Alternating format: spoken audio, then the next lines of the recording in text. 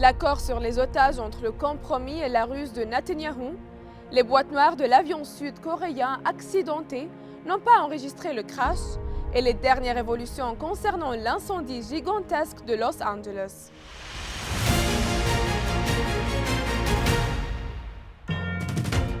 Alors que les médias israéliens rapportent que 90% des écarts concernant l'accord sur le retour des détenus à Gaza ont été comblés. Et ça avec l'intervention directe du président américain élu Donald Trump dans les négociations. L'état de confusion continue au sein de l'État occupé.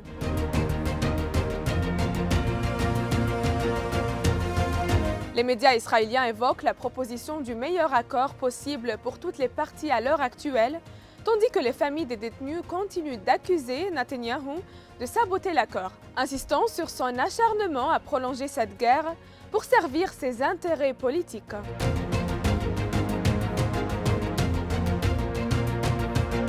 Le ministère sud-coréen des Transports a révélé de nouvelles avancées après l'examen des 2 boîtes noires de l'avion Jeju Air qui s'est écrasé en décembre dernier.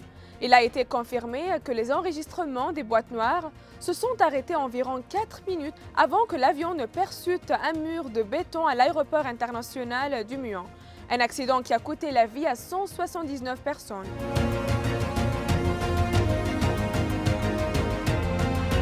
En France, et plus précisément dans la ville de Strasbourg, les autorités ont révélé une collision survenue entre 2 trains dans l'un des tunnels.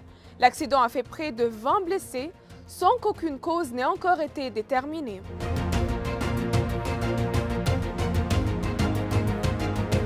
Un incendie historique a ravagé l'État de Californie aux États-Unis, détruisant des milliers de maisons et causant la mort de nombreuses personnes, tandis que les autorités poursuivent leurs recherches pour retrouver des victimes et des surveillants. Cependant, il semble que les négligences aient été une cause majeure de cet incident, qui n'était pas seulement un feu de forêt ordinaire.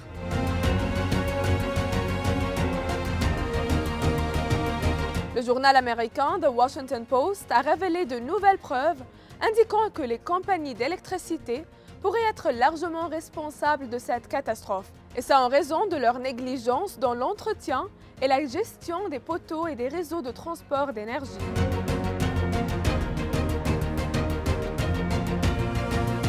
Il a été révélé que plusieurs cas graves de contact entre des lignes électriques à haute tension et des arbres ou végétation sèche ont été enregistrés. Et ça en raison des conditions climatiques et du manque d'entretien de ces lignes. De plus, le courant électrique a continué de circuler malgré les avertissements concernant de fortes rafales de vent susceptibles de faire chuter les pylônes.